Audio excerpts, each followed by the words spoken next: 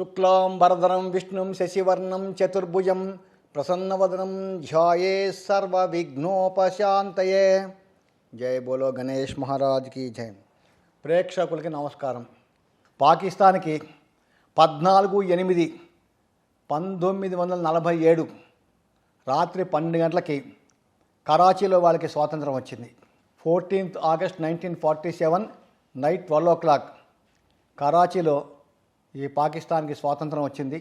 ఆనాటి గ్రహస్థితిని, ఆనాటి జన్మ నక్షత్రాన్ని, ఆనాటి లగ్నాన్ని చూసినట్టయితే పాకిస్తాన్ది ఆరుద్ర నక్షత్రం 4వ పాదం, రాశి మిథున రాశి, జన్మలగ్నం మేషలగ్నం. మేషలగ్నానికి లగ్నాధిపతి కుజుడు ఇక్కడ తృతీయ స్థానంలో చంద్రుడితో కలిసి ఉండటం జరిగింది. అట్లాగే లగ్నం ఒక ఆత్మవిశ్వాసాన్ని, ధైర్య సాహసాన్ని, కీర్తి ప్రశ్నలు చెప్తే ఇక దేశానికి ఆ లగ్నం ఎంతవరకు ఉపయోగపడుతుంది, ఆ లగ్నాధిపతి యొక్క స్ట్రెంగ్త్ వలన, బలం వలన ఎలాంటి నిర్ణయాలు తీసుకుంటారు అనేది తెలుస్తుంది. ఇక్కడ లగ్నాధిపతి శత్రుక్షేత్రంలో చంద్రుడితో కలిసిపోవటం వలన ఇక్కడ లగ్నం చాలా వీక్ అయిపోయింది. దీనివలన గత 75 సంవత్సరాల నుంచి కూడా ఈ పాకిస్తాన్ ఈ తొందరపాటు నిర్ణయాలు తీసుకోవటం, అనేక విధాలుగా కూడా అటు వాళ్ళు సుఖం లేకుండా, వేరే వాళ్ళు కూడా సుఖం లేకుండా తీవ్రమైన మానసిక క్షోభ వాళ్ళు అనుభవిస్తున్నారు. వాళ్ళ వలన ఇతరులు కూడా చాలామంది ప్రాణాలు కోల్పోతున్నారు. దానికి ప్రధాన కారణం ఇక్కడ లగ్నాధిపతి కుజుడు వీక్గా ఉండడం. అట్లాగే చతుర్థ స్థానం చూస్తే రవి, బుధ, శుక్ర, శని 4 గ్రహాలు చతుర్థ స్థానంలో ఉన్నాయి.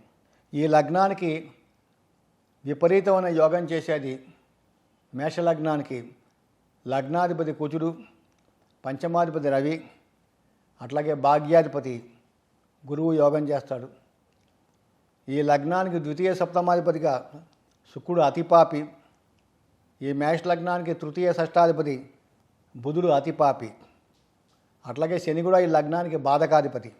ఇక్కడ ఈ పాకిస్తాన్కి 26/7/2007 నుండి 26/7/2027 దాకా శుక్రమహర్దశ జరుగుతోంది. శుక్రుడు మేషలగ్నానికి ద్వితీయ సప్తమాధిపతిగా చతుర్థ స్థానంలో దశమలాభాధిపతి అంటే బాధకాధిపతి శనితో కలిసి ఉండటం, ద్వితీయ సప్తమాధిపతి అయిన శుక్రుడితో కలిసి ఉండటం, ముఖ్యంగా తృతీయ షష్టాధిపతి బుధుడితో కలిసి ఉండటం, ఈ పంచమాధిపతి అయిన రవితో హస్తంగతం అవటం, ఇన్ని మైనస్ పాయింట్లు ఉండటం వలన ఈ శుక్రమహర్దశ వీళ్ళకి ఏమాత్రం కూడా యోగం చేయలేదు. అనుక్షణం పాకిస్తాన్ లోపల అంతర్గతంగానే వాళ్ళకి విపరీతమైన భేదాభిప్రాయాలు ఉండటం, ఎప్పుడూ చూసినా ఏదో విధంగా పాకిస్తాన్లో కూడా అలజడులు జరగటం, చాలా ప్రాణ నష్టాలు జరగటం గత 18 సంవత్సరాలుగా మనం చూస్తూనే ఉన్నాం. ప్రస్తుతం 26/7/2023 నుండి 26/5/2026 దాకా పాకిస్తాన్కి శుక్రమహర్దశలో బుధుడి అంతర్దశ జరుగుతోంది. శుక్రమహర్దశలో బుధుడు అంతర్దశ ఈ పాకిస్తాన్కి ఏమాత్రం కూడా యోగం చేయదు. మహర్దశ శుక్రుడు మేషలగ్నానికి ద్వితీయ సప్తమాధిపతిగా చతుర్థ స్థానంలో ఉన్నాడు.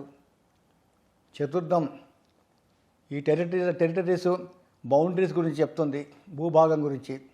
అట్లాగే అంతర్దశ బుధుడు తృతీయ షష్టాధిపతిగా చతుర్థ స్థానంలో ఉన్నాడు. కాబట్టి ఈ శుక్రమహర్దశలో ఈ బుధుడి యొక్క అంతర్దశలో ఈ చాలా తొందరపాటు నిర్ణయాలు చాలా అధికంగా తీసుకోవడానికి ఈ పాకిస్తాన్ దేశానికి చాలా వరకు ఈ యొక్క అవకాశాలు కనపడుతున్నాయి.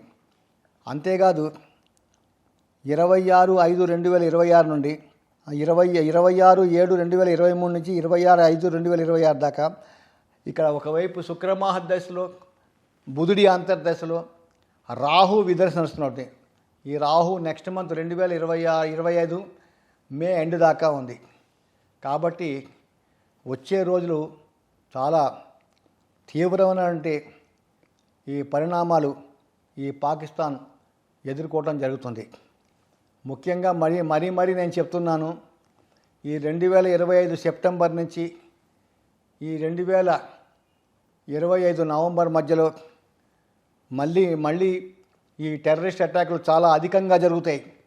దానికి కారణం ఏంటంటే ఈ కుజగ్రహం ఈ కన్యారాశిలో ప్రవేశిస్తాడు. ఎప్పుడైతే కుజగ్రహం కన్యారాశిలోకి ప్రవేశిస్తాడో అట్లాగే ఈ మీనంలో ఉన్నటువంటి ఈ శనిని కుజుడు చూడటం, అలాగే మీనంలో ఉన్న శని ఈ కుజుని చూడటం 45 రోజుల పాటు జరుగుతుంది.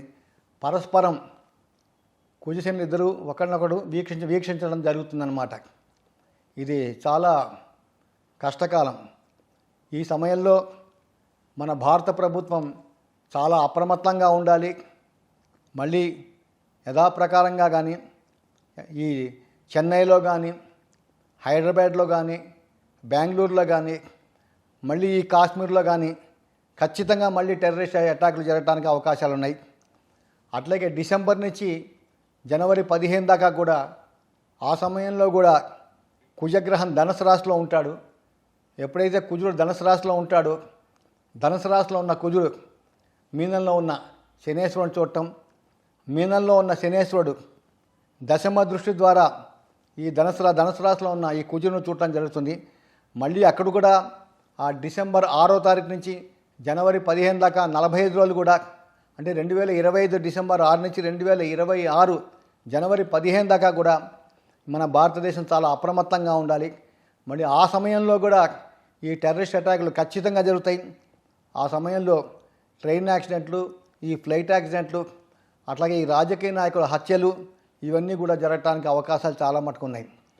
కాబట్టి ఇప్పటి నుంచి పాకిస్తాన్ జాగ్రత్తగా ఉండకపోతే మటుకు వచ్చే 6 నెలల్లో మటుకు ఈ గ్రహస్థితి పాకిస్తాన్కి ఏమాత్రం కూడా బాగాలేదు. ఈ టెర్రరిస్టులని వచ్చే 6 నెలల్లో మటుకు ఈ భారత ప్రభుత్వం ఖచ్చితంగా మట్టు పెడుతుంది. దానికి కారణం ఏంటంటే ప్రస్తుతం ఇటు భారతదేశం గ్రహాలు అనుకూలంగా లేవు, ఈ దేశంలో పాకిస్తాన్ యొక్క గ్రహాలు కూడా అనుకూలంగా లేవు. కాబట్టి పాకిస్తాన్ తొందరపాటు నిర్ణయాలు తీసుకోకుండా ఇక్కడితో ఈ టెర్రరిస్టులని పంపించకుండా ఈ టెర్రరిస్టులది దాన్ని అంతం చేసి వాళ్ళకి తగిన బుద్ధి చెప్పి టెర్రరిస్టులను చంపేస్తే బాగుంటుంది. లేకపోతే పాకిస్తాన్ తీవ్రమైనటువంటి పరిణామాలు ఎదుర్కోవడం జరుగుతుంది. నమస్కారం.